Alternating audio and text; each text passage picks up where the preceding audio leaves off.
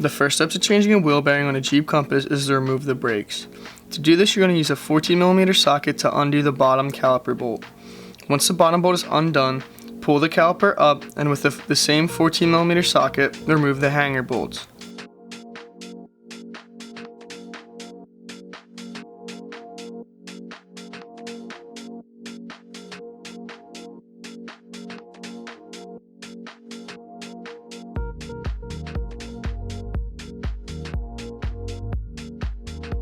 Now you can remove the rotor. If it is giving you a hard time, use a hammer to go around it.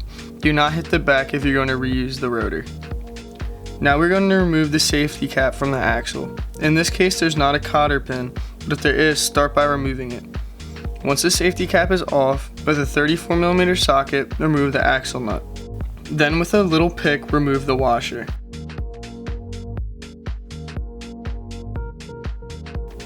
The next step is to push the axle out. In this case, we're using an air hammer, but if you do not have access to one, put the axle nut on a little bit, and then with a hammer, hit it out.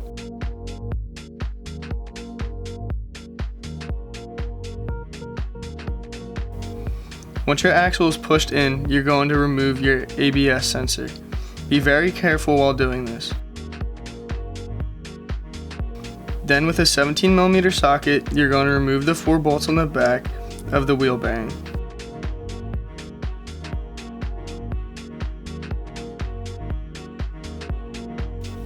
Once those are removed, we sprayed it down with Rusties to loosen it up.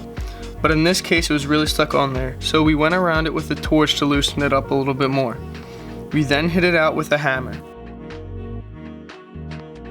Now we're going to prep for the new wheel bearing. We're going to start by cleaning the surface of where it connects.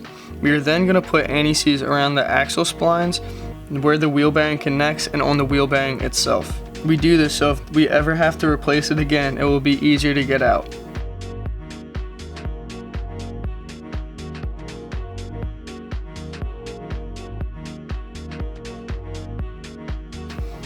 We are now going to put the new wheel bearing in. While doing this, make sure the clip is facing the front of the car.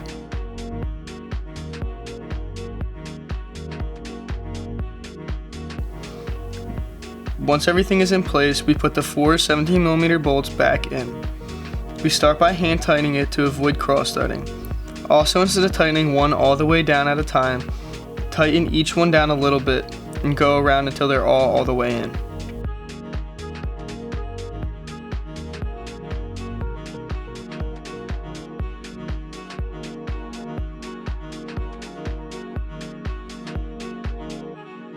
Once those bolts are in, we're going to put the ABS sensor back on. Now we're going to put the washer back on, and then with the 34mm socket, we're going to put the axle nut back on.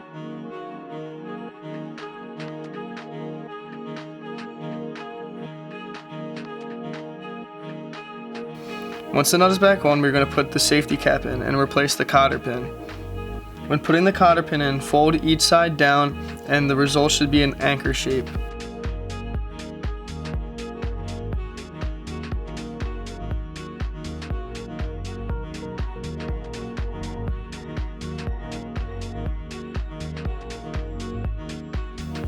We are then going to check for binding.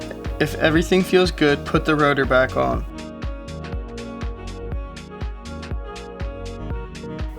Once the rotor is on, slide your brakes back on and put the 14mm hanger bolts back in, as well as the 14mm caliper bolt.